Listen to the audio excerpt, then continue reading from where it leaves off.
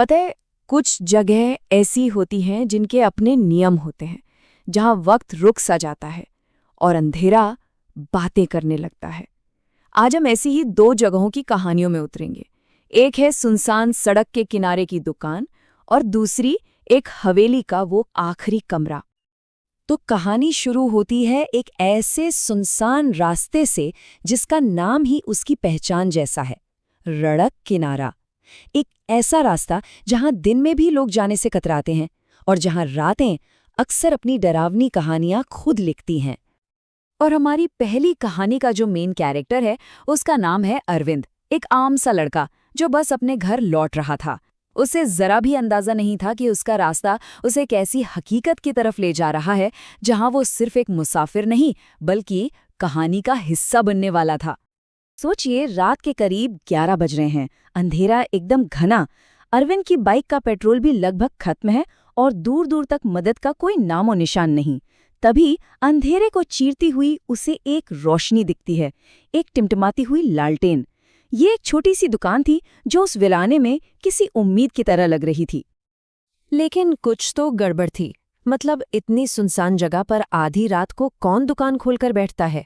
और दुकान का मालिक, वो तो बस चुपचाप एक कोने में बैठा था।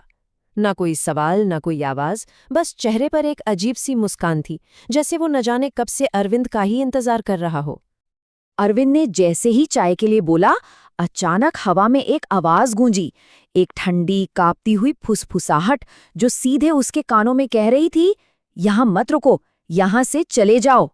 उसने घबराकर चारों तरफ देखा, लेकिन दुकान में उसके और उस खामोश मालिक के सिवा तो कोई था ही नहीं। तो फिर ये आवाज किसकी थी? डर को नजरअंदाज करके अरविंद ने चाय का पहला घूंट लिया और बस उसी पल सब कुछ बदल गया। अचानक एक गहरा सन्नाटा छा गया। झिंगुरों की आवाज बंद, हवा की सरसराहट बंद। मतलब ऐसा सन्नाटा जो किसी भी शोर से ज्यादा डरावना था। उस भयानक सन्नाटे में अरविंद को बस एक ही आवाज सुनाई दे रही थी, टिक टिक टिक टिक। दीवार पर टंगी एक पुरानी घड़ी की। उसकी नजर उस पर गई और जैसे ही उसने देखा, घड़ी की सुइयां 11:59 पर आकर एकदम से जम गईं। वक्त रुक गया था। और तभी उस दुकान के मालिक ने पहली बार अपनी खामोशी तोड़ी। उसकी आवाज थी तो बिल्कुल शांत, पर उसके शब्दों में एक ऐसी चेतावनी थी जिसने अरविंद की रूह कंपा दी। कहानियां? ये कैसी कहानियां? अरविंद में ये पूछने की हिम्मत ही नहीं हुई। अरविंद ने एक पल भी नहीं सोचा, बाइक स्टार्ट की और अपनी जान बचाने के लिए वहां से भागा। कुछ दूर जाकर जब उसकी सांसें थोड़ी नॉर्मल हुईं, तो उसने हिम्मत करके पीछे मुड़कर देखा। और जो उसने देखा, उस पर यकीन करना नामुमकिन था। वहां कोई दुकान नहीं थी, कोई लालटेन नहीं, सिर्फ खाली मैदान और घना अंधेरा था, जैसे वो दुकान कभी वहां थी ही नहीं। अरविंद तो उस रात बच गया, लेकिन हर जगह इतनी मेहरबान नहीं होती है ना। हमारी दूसरी कहानी एक ऐसी ही जगह की है, एक पुरानी खंडहर हवेली, जिसके बारे में लोग कहते थे कि उसके आखिरी कमरे में जाने का रास्ता तो है, पर वापसी का कोई रास्ता नहीं है। अब अजय को ना एक जुनून था। वो उन जगहों पर जाता था जहां से लोग दूर भागते थे। तो जब उसने इस बिना वापसी वाली हवेली के बारे में सुना, तो डर उसके लिए एक एडवेंचर बन गया और वो अपनी टॉर्च और कैमरा लेकर उस खंडर में दाखिल हो गया। हवेली के अंदर धूल और मौत जैसी खामोशी थी। दीवारों पर लगी तस्वीरों में चेहरे धुंधले थे, पर अजय को लगा जैसे उनकी आंखें उसे देख रही हैं, उसका पीछा कर रही हैं। हवा में अजीब सी फुसफुसाहटें थीं। और फिर उसने साफ साफ सुना, कोई धीमी आवाज में उसका नाम पुकार रहा था, अजय। इन सब डरावने इशारों को नजरअंदाज करता हुआ अजय उस आखिरी कमरे के दरवाजे तक पहुंच ही गया। उस पर एक मोटी जंजीर बंधी थी, पर ताज्जुब की बात यह थी कि एक हल्के से धक्के से ही वो खुल गया। जैसे ही दरवाजा खुला, अंदर से बर्फीली हवा का एक ऐसा झोंका आया मानो कमरा बरसों बाद सांस ले रहा हो। कमरे के ठीक बीच में एक और पुरानी घड़ी थी, लेकिन ये घड़ी अरविंद की कहानी वाली घड़ी की तरह रुकी हुई नहीं थी।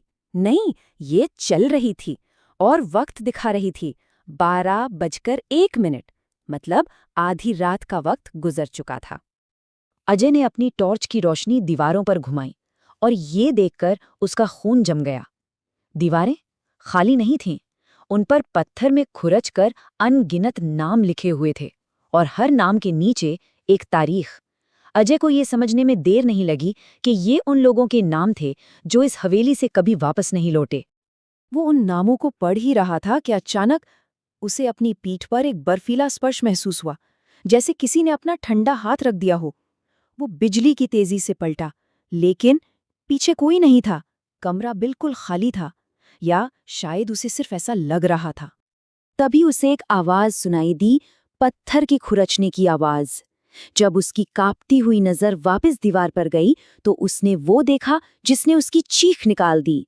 बाकी नामों की ठीक नीचे एक नया नाम अपने आप उभर रहा था, अ, ज और य, और उसके नीचे आज की तारीख। अरविंद की कहानी, अजय की कहानी, दोनों जगह अलग थीं, लेकिन उनका डर एक ही धागे से बुना हुआ था। ये वो डर है जो जगह छोड़ जाने के बाद भी एक गूंज की तरह पीछे रह जाता है। एक ऐसा धागा जो समय और हकीकत दोनों से परे है।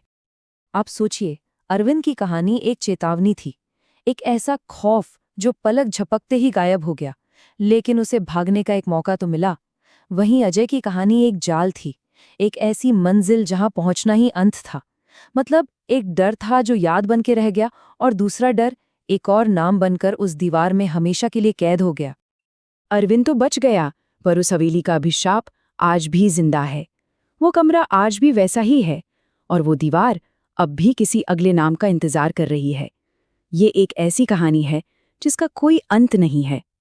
तो आखिर में सवाल बस यही बचता है, क्या सड़क किनारे जैसी दुकानें और उस हवेली जैसे कमरे सच में होते हैं, या ये कहानियां सिर्फ हमारे मन का वहम है?